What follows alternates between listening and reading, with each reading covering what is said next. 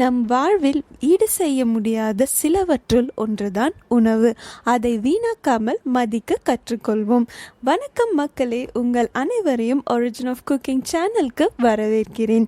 இப்போ இருக்க லைஃப் ஸ்டைலில் கையில் கெத்த ஒரு மொபைல் ஃபோன், பெருமையாக சொல்லிக்க ஒரு வேலை, அதை பார்க்க சிஸ்டம் இல்லைனா லேப்டாப், பாட்டி கேட்க காஸ்ட்லியான headset, I don't have cash only கார்ட்ஸ்னு சரட்டுன்னு தேய்ச்சி செலவு பண்ணுறதுக்கு கார்ட்ஸ், வெளியே போய் சீன் போட காஸ்ட்லியான பைக் இல்லை ஏசி வச்ச கார்னு அலப்பறையை கூட்டிட்டு சுத்திட்டு இருந்தாலும் நம்மலாம் ஒரு காலத்துல எண்ணெய் வச்சு படிய வாரின தலையோட ஹோம்ஒர்க் முடிக்காம ப்ரௌன் ஷீட் கிழிஞ்சு போன புக்ஸை அதை பொக்கிஷமா வச்சு எடுத்துட்டு போக சக்திமான் இல்லை பவர் ஆஃப் கேர்ள்ஸ் போட்ட பேக்கோட எலாஸ்டிக் போன சாக்ஸை ரப்பர் பேண்ட் போட்டு அட்ஜஸ்ட் பண்ணிட்டு ஷூஸ் போட்டுட்டு போன மக்கள் தான். இப்படி நம்ம பள்ளி பருவங்களை நினச்சி பார்க்கும்போது எவ்வளவோ நினைவுகள் நம்ம மண்டையை சுற்றி ஓடுற பட்டாம்பூச்சி மாதிரி நம்மளை சுற்றிட்டு போனாலும் அதில் முக்கியமான ஒரு நினைவை பற்றி தான் நான் இப்போ சொல்ல போகிறேன். அது மட்டும் இல்லைங்க, இது இல்லாமல் உங்கள் பள்ளி பருவத்தை நீங்கள் கடந்திருக்கவே முடியாது. அப்படிலாம் இல்லைப்பா, இதெல்லாம் நான் பண்ணதே இல்லைன்னு நீங்கள் சொன்னீங்கன்னா உங்களுக்காக நான் மிகவும் வருந்துகிறேன். உங்களுக்கு என்னுடைய ஆழ்ந்த அனுதாபங்கள். சரி, அப்படி என்ன நினைவுன்னு தானே பார்க்குறீங்க? தேஞ்சு போன கேசட்லேருந்து வர இத்து போன ரீல் மாதிரி ஸ்கூலில் எல்லா பீரியடையும் டீச்சர் திட்டுவாங்கன்ற ஒரே காரணத்துக்காக அட்டென்ட் பண்ணிவிட்டு பிடி பீரியடில் நான் தாண்டா உலகத்திலே தலை சிறந்த ஸ்போர்ட்ஸ் பர்சன்னு நினச்சிட்டு கொக்கோ த்ரோபால்லாம் விளாண்டுட்டு நம்ம ஆள் முன்னாடி கெத்து காட்டுறதுக்காக சண்டைக்கே வராத ஒரு ஜீவனை கூப்பிட்டு சண்டை போட்டு ஹேர் ஸ்டைலாக கலைஞ்சு காலையில் சாக்ஸில் போட்ட ரப்பர் பேண்ட் பிஞ்சு நம்மளும் தேஞ்சு போன ரீல் மாதிரி வீட்டுக்கு போகையில் அருமையான ஒரு வாசனை நம்மளை வண்டி கடை அண்ணா வச்சிருக்க சுண்டல் கிட்ட இழுத்துட்டு போகும் பாருங்க. அந்த ஃபீல் நாளைக்கு டெஸ்ட் வைக்கிற டீச்சர் ஆப்சண்ட்னு சொன்னா வர சந்தோஷத்தை விட பெருசு. ஒரு தட்டில் 2 சமோசாவை பச்சக்குன்னு உடச்சி போட்டு அது மேலே கலகலன்னு கொதிக்கிற சுண்டலை ஊற்றி மழை சாரல் மாதிரி கொஞ்சம் ஆனியனை பரப்பரன்னு தூவ விட்டு ஒரு ஸ்பூன் போட்டு கொடுப்பாரு பாருங்க. அதுக்காகவே நம்ம அப்பா கொடுத்த சில்லறையெல்லாம் சேர்த்து வச்சு மொத்தமாக வண்டி கடை அண்ணா முன்னாடி செதற விட்டவங்க தாங்க நாம். என்னதான் பீட்சா, பர்கர், ஃப்ரெஞ்ச் ஃப்ரைஸ்னு வந்தாலும் இந்த வண்டி கடை சமோசா சுண்டல் முன்னாடி நிற்க கூட முடியாது. அப்படிப்பட்ட மகத்துவம் வாய்ந்த சமோசா மற்றும் சுண்டலோட ஹிஸ்ட்ரியை தான் இப்போ நாம் பார்க்க போகிறோம். ஒரு முக்கியமான பின் குறிப்பு, ஸ்கூலில் ஹிஸ்ட்ரி கிளாஸில் நான் தூங்கிடுவேன், அதனால இப்போவும் தூங்க போகிறேன்னு போயிடாதீங்கன்னு சேனல் சார்பாக கேட்டுக்கொள்கிறோம். பல செஞ்சுரிஸ்க்கு முன்னாடி சென்ட்ரல் ஏஷியாவில் இருந்து தான் சவுத் ஏஷியாவுக்கு சமோசா கொண்டு வரப்பட்டதாக சொல்கிறாங்க. அது மட்டும் இல்லாமல் ஈஜிப்ட்லேருந்து லிபியா அண்ட் சென்ட்ரல் ஏஷியாவிலேருந்து சவுத் ஏஷியா வரைக்கும் சமோசா ட்ராவல் பண்ணியிருக்கு. சென்ட்ரல் ஏஷியாவில் இருக்க பிரமிட் ஷேப்லேயே சமோசா இருக்கனால அதுக்கு முதல்ல சம்சான்னு தான் நேம் வச்சுருக்காங்க. மிடில் ஈஸ்டர்ன் ஷெஃப்ஸ் டெல்லி சுல்தான் ரூலர் தான் சமோசாவை சவுத் ஏஷியாவுக்கு அறிமுகப்படுத்தியிருக்காங்க. அது மட்டும் இல்லாமல் 10th செஞ்சுரியில் மிடில் ஈஸ்ட் தான் சமோசா உருவாச்சுன்னு சொல்றாங்க. அண்ட் நம்ம சுண்டலோட ஒரிஜின் இந்தியா தாங்க. முதல்ல இதை நவராத்திரி கோலு டைம்ல தான் பிரசாதமா கொடுக்க ஆரம்பிச்சிருக்காங்க. அதனால தான் வீட்டுக்கு கோலுக்கு வர எல்லா குட்டி பசங்க கையிலையும் மேண்டேட்ரியாக ஒரு சுண்டல் பேக்கெட்டை நாம் பார்க்க முடியும். அது மட்டும் இல்லாமல் கோவில்களிலும் முக்கியமான பிரசாதமாக சுண்டலை வழங்கிட்டு வராங்க. நம்ம பள்ளி பருவ புகழ் சமோசா சுண்டல் பற்றின வரலாறு உங்கள் எல்லாருக்குமே பிடிச்சிருக்கும்னு நினைக்கிறோம். இப்போ வாங்க நம்ம வீட்டில் பண்ண ஒரு சூப்பரான சமோசா சுண்டல் ரெசிபியை பார்த்துட்டு வரலாம். ஆனியன் சமோசா பண்ணுறதுக்கு ஒரு பாத்திரத்தில் வெங்காயத்தை இந்த மாதிரி ஸ்லைஸ் பண்ணி வச்சுக்கோங்க. அது கூடவே உப்பு சேர்த்துக்கோங்க.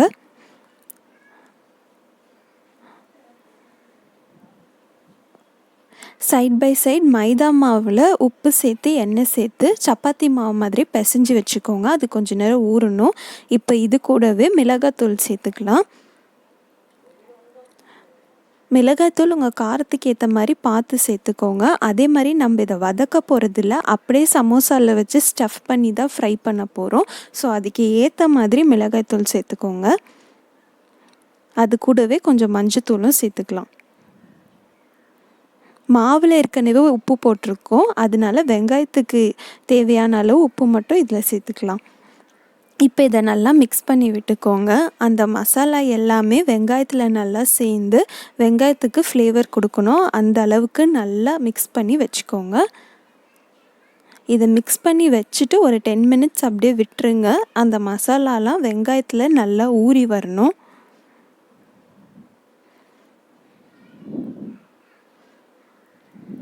உங்களுக்கு ரா டேஸ்ட் பிடிக்காது அப்படின்னா லைட்டாக ஆயில் சேர்த்து வதக்கி வச்சுக்கலாம். இப்போ பிசைஞ்சு வச்ச மாவை ரவுண்டாக திரட்டி எடுத்துக்கலாம். சப்பாத்திக்கு நம்ம திரட்டுற மாதிரி திரட்டி எடுத்துக்கலாம்.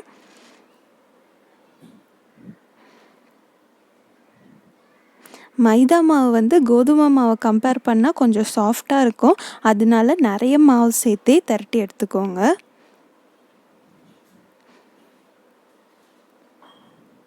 நம்ம பிசைஞ்சு வச்சதுக்கப்புறம் ஒரு 10 மினிட்ஸாவது மாவு நல்லா ஊறணும்.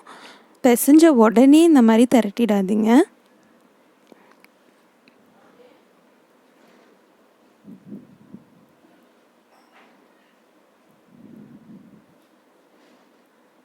உங்களால் முடிஞ்ச அளவுக்கு எவ்வளோ தின்னாக அந்த மாவை ஸ்ட்ரெச் பண்ணி வைக்க முடியுமோ அந்த அளவுக்கு நல்லா திரட்டிக்கோங்க.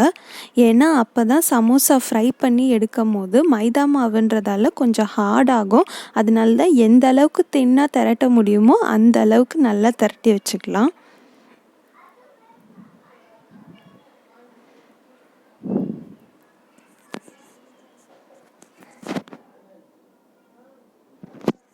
இப்போது ஒரு நைஃப் வச்சு இந்த ஓரத்தெல்லாம் நல்லா வெட்டி எடுத்துக்கலாம்.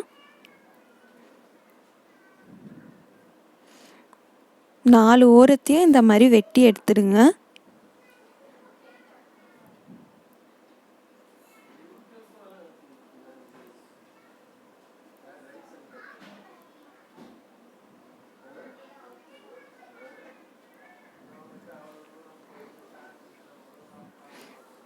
இப்போது வெட்டி எடுத்த ஷீட்டை இந்த மாதிரி டிவைட் பண்ணிக்கோங்க. டிவைட் பண்ணி 2 துண்டாக வெட்டி எடுத்துக்கோங்க.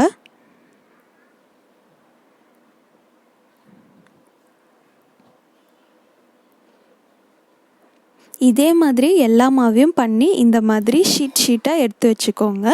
இதுதான் நம்ம சமோசா பண்ண போகிற ஷீட். இப்போ இதை ஒரு தோசைக்கல்லில் லைட்டாக 2 பக்கமும் சூடு பண்ணி எடுத்துக்கலாம். அப்போ தான் நமக்கு சமோசா மடிக்கிறதுக்கு ஈஸியாக வரும்.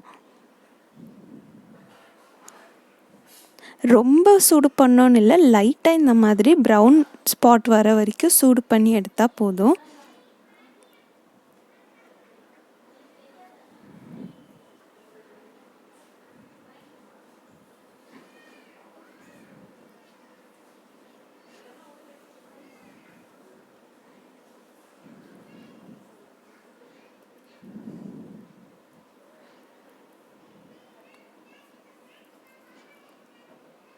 அதே மாதிரி மாவு நல்லா சாஃப்டாக இருக்கணும். அப்போ தான் உங்களுக்கு சமோசா சாப்பிட்றதுக்கு நல்லாயிருக்கும்.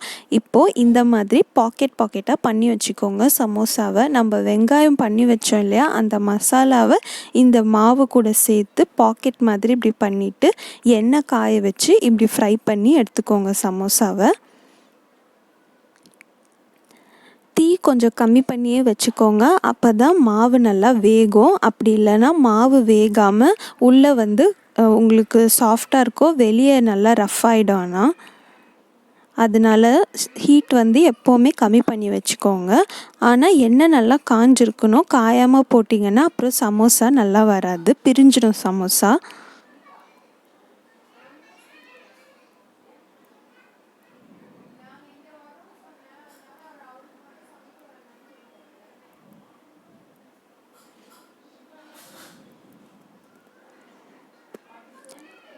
இப்போ நம்மளோட சமோசா சூப்பராக ரெடி ஆயிடுச்சு. நம்ம சுண்டல் எப்படி பண்ணுறதுன்னு பார்த்துடலாம்.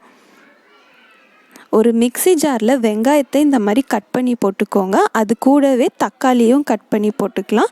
ஒரு பாதி பச்சை மிளகாவையும் போட்டு நல்லா அரைச்சிக்கலாம். சுண்டலை இந்த மாதிரி ப்ரெஷர் குக்கரில் போட்டு வேக வச்சு எடுத்துக்கோங்க. இப்போ ஒரு கடாயில் தேவையான அளவு எண்ணெய் விட்டுக்கோங்க. எண்ணெய் நல்லா சூடாகி வரணும், அது வரைக்கும் வெயிட் பண்ணலாம்.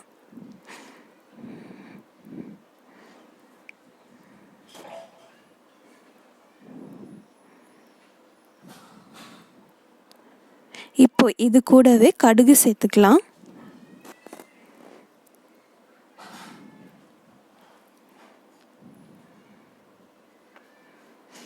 இது கூட கொஞ்சம் சோம்பு சீரகமும் சேர்த்து நல்லா வதக்கிக்கலாம். அதே சமயம் அந்த வெங்காயம், தக்காளி, பச்சை மிளகாவையும் நல்லா ஃபைன் பேஸ்ட்டாக அரைச்சி எடுத்துக்கோங்க. அதுதான் நமக்கு கிரேவி தரப்போகிறது. அதனால நல்லா ஃபைன் பேஸ்ட்டாக அரைச்சிக்கோங்க. இப்போ இது கூடவே கொஞ்சம் கருவேப்பிலையும் சேர்த்துக்கலாம். கருவேப்பிலை நல்லா பொரிஞ்சு வரணும். இப்போ இந்த டைமில் நம்ம அரைச்சி வச்சுருக்கோம் இல்லையா, வெங்காயம், தக்காளி, பச்சை மிளகா, அந்த பேஸ்ட்டையும் எண்ணெயில் விட்டுக்கலாம். இதுக்கு முன்னாடி உங்களுக்கு இஞ்சி பூண்டு பேஸ்ட் வேணும்னா நீங்கள் சேர்த்துக்கலாம். அது ஆப்ஷனல் தான். இப்போ இந்த பேஸ்ட்டை சேர்த்துட்டு நல்லா வதக்கி விட்டுக்கோங்க. இதோட பச்சை வாசனைலாம் போய் எண்ணெய் பிரிஞ்சு நல்லா இந்த பேஸ்ட்டு வதங்கி வரணும்.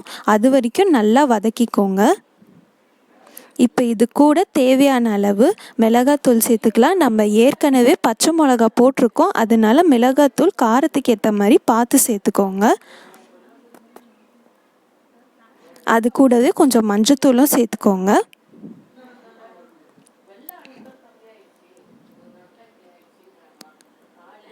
இப்போது இதுக்கு தேவையான அளவு உப்பு சேர்த்து நல்லா கலந்துக்கலாம். இந்த கிரேவி நல்லா அந்த மசாலாவோடு சேர்ந்து பச்சை வாசனைலாம் போய் நல்லா மிக்ஸ் ஆகி வரணும்.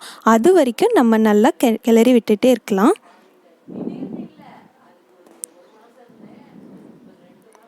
இது நல்லா எண்ணெய் பிரிஞ்சு வரணும் இந்த மாதிரி. இப்போது கொஞ்சோண்டு தண்ணி சேர்த்துக்கலாம். அந்த மிக்ஸி ஜாரை நம்ம கழுவி சேர்ப்போம் இல்லையா, அந்த தண்ணியே சேர்த்துக்கோங்க. அப்போ தான் அதில் இருக்கிற வெங்காயம், தக்காளியெல்லாம் நம்ம மிஸ் பண்ணாமல் சேர்த்த மாதிரி இருக்கும். இப்போது இது கூடவே நம்ம வேக வச்சுருக்கிற சுண்டலையும் சேர்த்துக்கலாம். சுண்டல் நல்லா ஸ்மாஷ் ஆகி வேகிற மாதிரி எடுத்துக்கோங்க. அப்போ தான் சமோசா சுண்டலுக்கு நல்லா கிரேவி தரும், நல்லா சாப்பிட்றதுக்கு டேஸ்ட்டாகவும் இருக்கும்.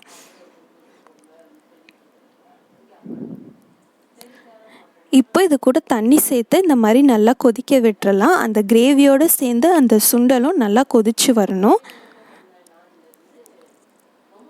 இப்போ நம்ம சுண்டல் நல்லா கொதிச்சு வருது. இந்த டைமில் நல்லா இப்படி ஸ்மாஷ் பண்ணி விட்டுக்கோங்க. அப்போ தான் நல்லா கிரேவியோடு சேர்ந்து உங்களுக்கு கிடைக்கும். இப்போ நம்ம சுண்டல் நல்லா ரெடி ஆயிடுச்சு. இதை ஒரு பவுலில் ட்ரான்ஸ்ஃபர் பண்ணிக்கலாம். இதை நம்ம இப்படியே கூட மேலே வெங்காயம் போட்டு சாப்பிடலாம். அதுவும் டேஸ்ட்டாக இருக்கும்.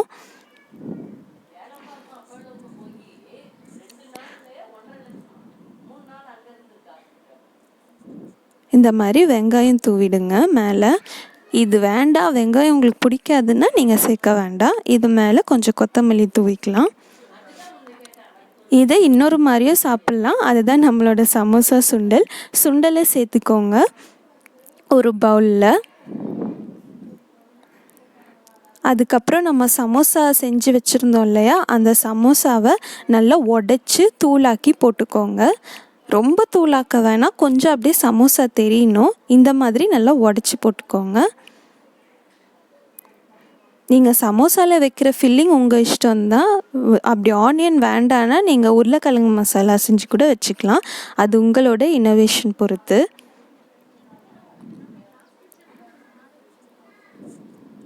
இப்போ இது மேலே கொஞ்சம் வெங்காயம் தூவிக்கலாம்.